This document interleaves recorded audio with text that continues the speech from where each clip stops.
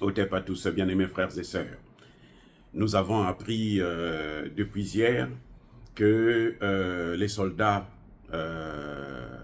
maliens, nos FAMA, ont fait encore parler d'eux et nous ont encore apporté la joie de vivre, la joie d'exister et la fierté d'être africain, d'être malien. Ils ont bombardé les positions des ennemis à Tezawaten, à la frontière avec l'Algérie. Vous savez qu'il y a 2 ou 3 jours ce week-end, ces ennemis terreau se sont regroupés.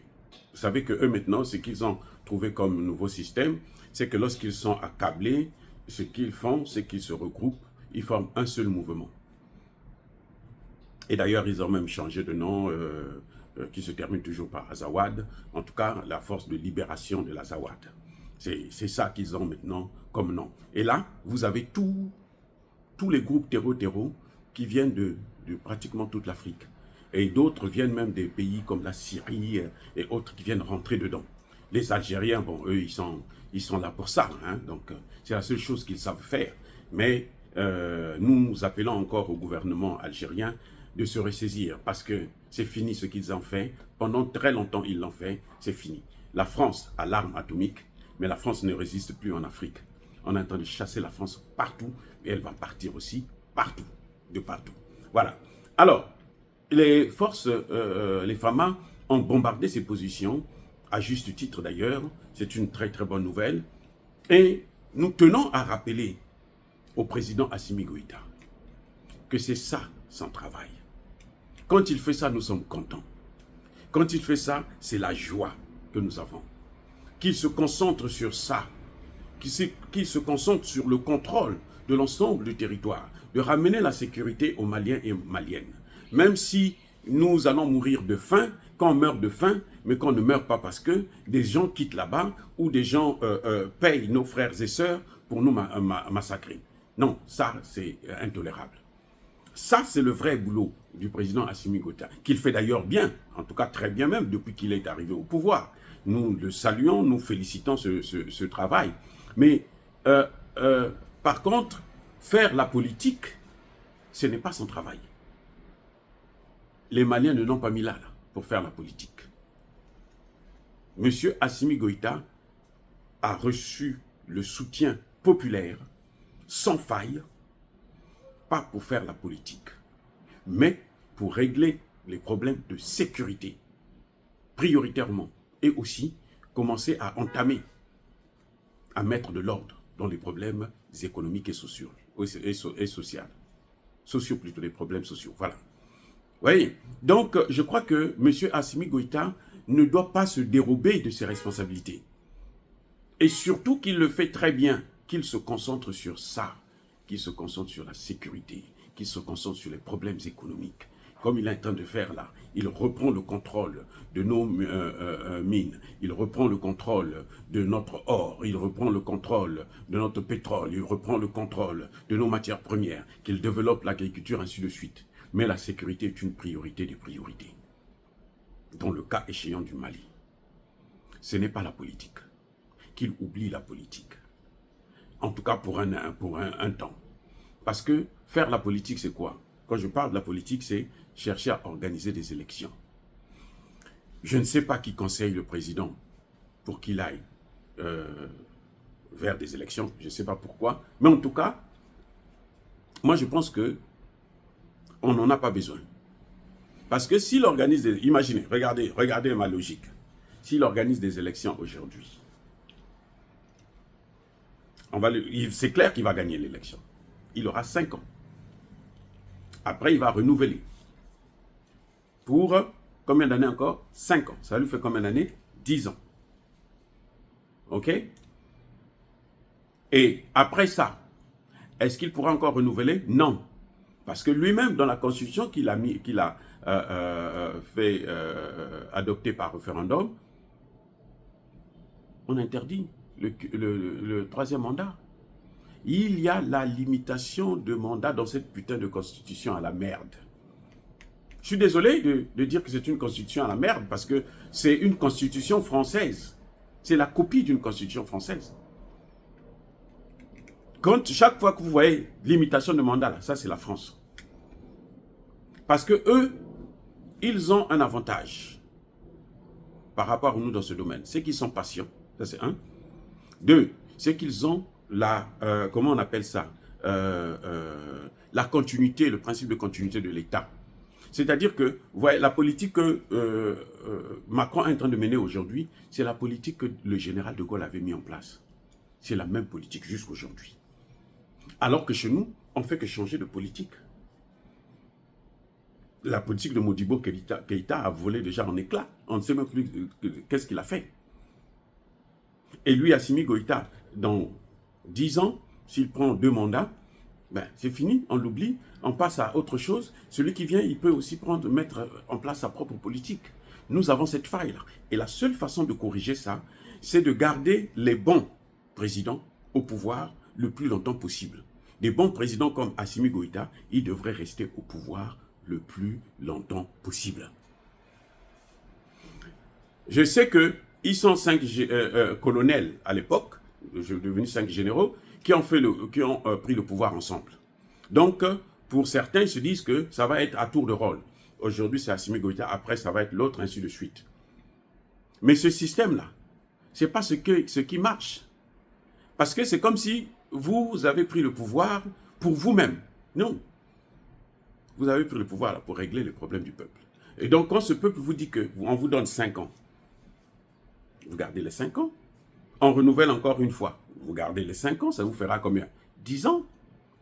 Et là, si vous voulez, vous êtes un peu fatigué, vous organisez les élections. On vous donne un mandat, vous gardez les 5 ans, ça vous fait 15 ans. Vous faites un deuxième mandat, vous gardez 5 ans, ça vous fait 20 ans. Et là, vous avez 20 ans, le temps est assez pour que vous puissiez asseoir toute la politique que vous avez décidé de mettre en place, qui est soutenue par la population aujourd'hui. Mais si c'est que 10 ans, mais Gbagbo a fait 10 ans au pouvoir. Est-ce qu'il y a encore quelque chose qui reste de la politique de Gbagbo? Rien, zéro. Il n'y a rien, tout a été écrasé. Jerry Rawlings, il a pris le pouvoir pendant 11 ans. C'est après 11 ans qu'il a commencé à organiser les élections, il a pris 2 mandats. Et vous voyez ce que le Ghana est? C'est Nana Akufo qui est en train de vouloir tout mettre par terre. Mais ça ne va pas être aussi facile que ça. Donc, je crois que le président Assimi Goïta, il n'a pas de bons conseillers. Il est très, très mal entouré. Ou bien, ce sont les autres généraux là qui se disent que toi, tu restes un temps seulement et puis tu nous laisses prendre. Et ce n'est pas sûr que vous allez le prendre. Parce que quand vous mettez ça à la place publique, vous mettez le pouvoir à la place publique, là, il n'y a aucune garantie que vous allez prendre ça. Que vous allez remplacer Assimi Goïta. Que vous allez faire mieux qu'Assimi Goïta. Il n'y a aucune garantie. Même si vous êtes bon dans d'autres postes ministériels actuellement, comme on le voit, ça ne veut pas dire que vous êtes bon. Vous serez bon aussi en tant que président. Je vais vous donner un cas. Au Congo-Brazzaville, mon pays, le meilleur président de tous les temps au Congo-Brazzaville a été Massamba Deba. C'est lui qui a industrialisé le Congo. En tout cas, Massamba Deba, avant de partir du pouvoir, il avait créé plusieurs entreprises, comme fait Traoré actuellement. Malheureusement, il est resté à peine 3 ou 5 ans comme ça, et puis il y a eu un coup d'État de celui de Marien Ngouabi qui l'a fait partir du pouvoir. Et Massamba Deba a fait ses plus grandes réalisations. Il avait pour Premier ministre Pascal Lissouba. Écoutez bien, il avait pour Premier ministre Pascal Lissouba. Vous savez quoi? Plusieurs années après, plus de 20 ans après, Pascal Lissouba est devenu président, le premier président élu démocratiquement au Congo.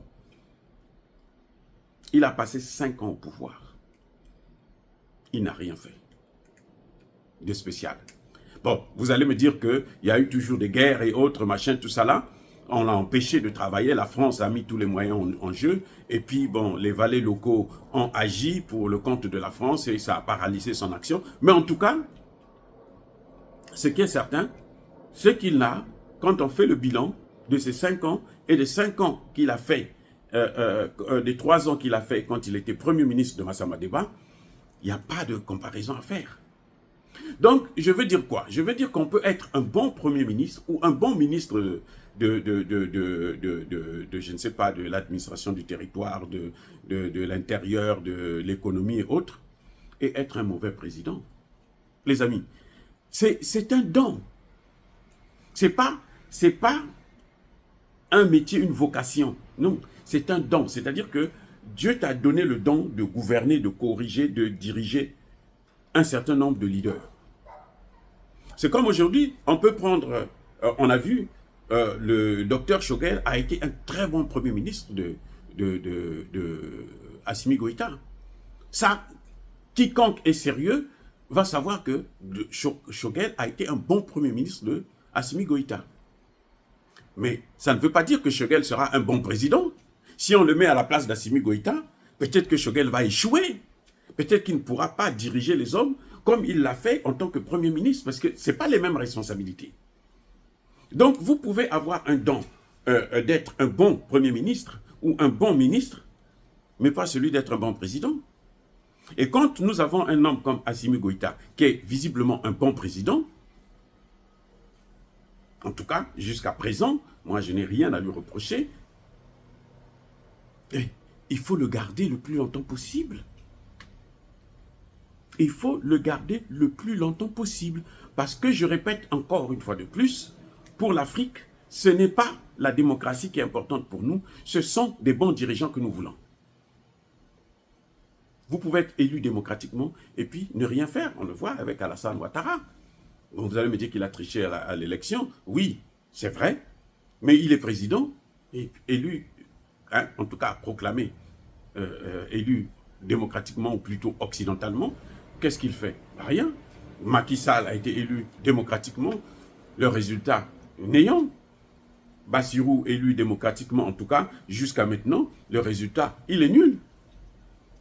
Ce n'est pas donné à tout le monde d'être un bon président.